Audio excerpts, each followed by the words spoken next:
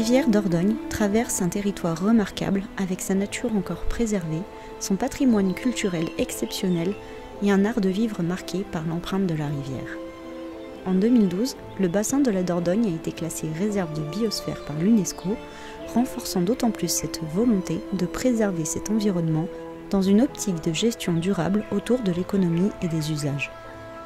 En 2018, 4 communes du bassin se sont associées à Épidor pour s'engager dans les atlas de biodiversité communale initiés par l'Office français de la biodiversité. Ainsi, Argentat-sur-Dordogne, Carsacaillac, Floirac et Saint-Avit-Saint-Nazaire ont entrepris des actions en faveur de la biodiversité à travers ces ABC. Un ABC, il est constitué d'abord et avant tout d'inventaire. C'est important sur ces communes de pouvoir révéler, porter à connaissance des élus la diversité des habitats, des milieux naturels, des espèces faunistiques et floristiques. On s'intéresse beaucoup à ce qu'on appelle aussi la biodiversité ordinaire, puisqu'en France, on sait gérer les milieux extraordinaires. Il y a des réserves, il y a des zones de protection pour ça. Mais il n'y a pas forcément ces espèces-là sur les espaces de vie où on est sur la commune. Donc l'ABC, ça vise avant tout à fournir, sous forme de carte, des informations sur le patrimoine naturel de manière à ce que ce soit pris en compte dans la politique de vie et d'aménagement du territoire. Nous avons effectué un inventaire sur Argentat des hirondelles de fenêtres en partenariat avec la LPO Limousin. Alors j'ai réalisé cet inventaire en 2020 et 2021. Nous avons perdu une densité importante de nombre de nids, à peu près une vingtaine. Donc c'est vrai que c'est un outil essentiel pour se rendre compte en effet de la dynamique des populations qui globalement tendent vraiment à s'effondrer. L'Atlas de biodiversité communale, c'est également un porté à connaissance auprès des élus. D'abord, les élus, ce sont les commanditaires. C'est-à-dire c'est eux qui ont décidé à un moment donné que sur leur commune se mettrait en place cette dynamique. Des élus qu'on revoit aussi régulièrement dans le cadre d'un conseil municipal, point par point, au fil du temps, on leur dit un petit peu où est-ce qu'on en est justement dans ce déroulé de cet atlas. Et aussi leur trouver tout un cortège de solutions, de propositions, d'actions concrètes qu'ils pourraient s'approprier.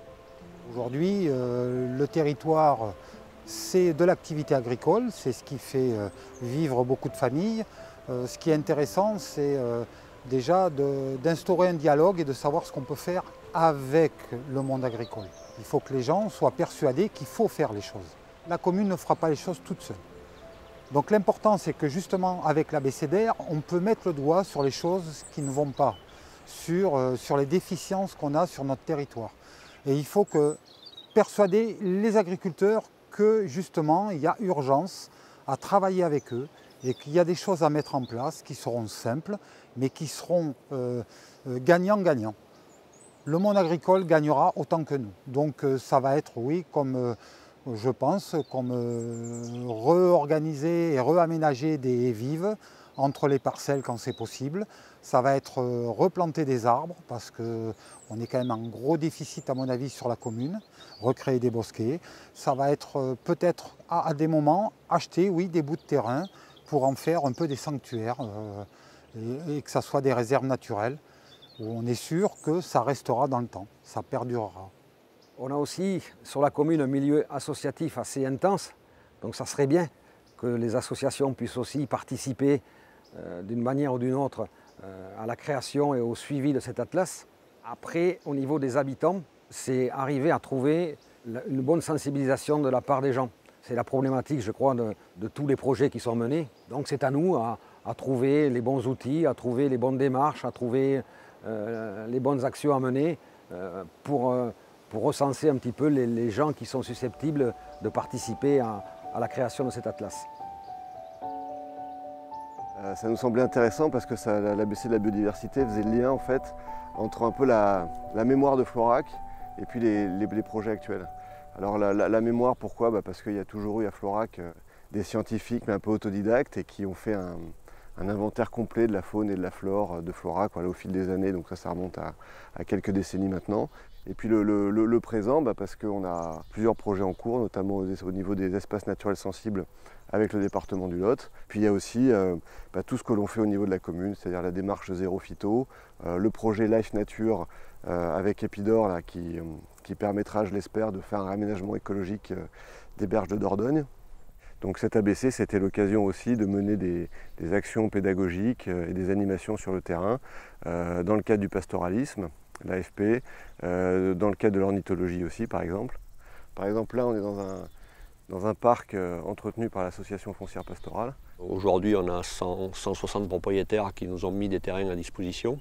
C'est plus de 300 hectares qui ont été clôturés, c'est 2500 brebis, c'est pas loin de 200 vaches, c'est une vingtaine de chevaux, des ânes. Les propriétaires, leur terrain est entretenu. Nous, ça nous permet d'avoir aussi de la ressource pour faire manger nos bêtes. On est vraiment dans une démarche de développement durable et on est aussi dans une démarche sociale où vraiment c'est le collectif qui permet la réussite de ces opérations, mais le collectif local, c'est un point important aussi à prendre en compte dans cette démarche de préservation de notre environnement, c'est qu'on est tous co-acteurs et co-responsables du devenir de notre territoire. Il y a une partie qui est très importante, c'est que cette connaissance du patrimoine naturel, il faut qu'il soit partagé à la population.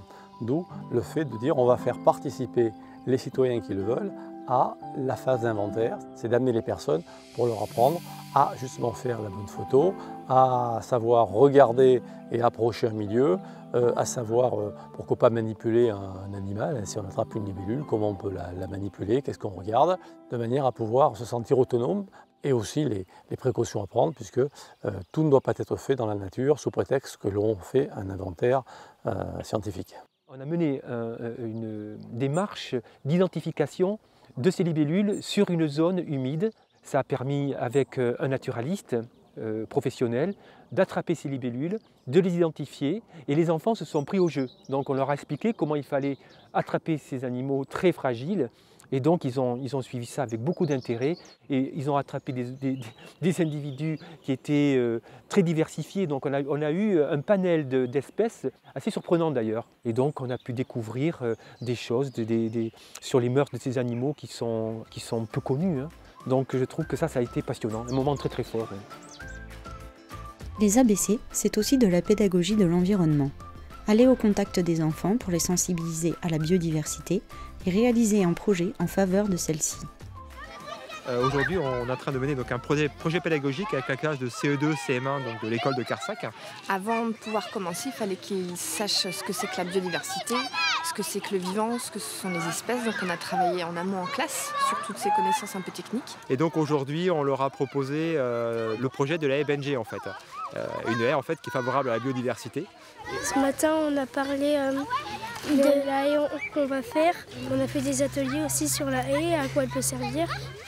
Ça peut faire des clôtures pour les animaux, ça peut protéger de la pluie, des pesticides et du vent, du soleil. Le but avec les enfants, ce serait de pouvoir poursuivre sur le long terme, de les ramener l'année prochaine, dans 2 ans, venir réobserver la haie BNG pour voir comment elle évolue, comment évoluent les végétaux à l'intérieur, les animaux qui s'y seront installés. Bien que le projet qu'on mène aujourd'hui sur la haie BNG soit réalisé par les élèves en fait vont être un vecteur de communication auprès de la population de la commune. Ça qui est intéressant dans ce projet, c'est qu'en fait le projet pédagogique sort de l'école et les enfants du coup sont vraiment un vecteur de communication sur la biodiversité et en général voilà, leurs paroles portent auprès des adultes, notamment leurs parents, et c'est vrai que ça va venir faire connaître encore d'une façon plus importante le projet sur la commune et puis sensibiliser globalement les adultes à la thématique de la biodiversité. Il nous reste aujourd'hui à faire connaître cette action pour que d'autres communes du bassin de la Dordogne réalisent elles aussi des atlas de biodiversité communale.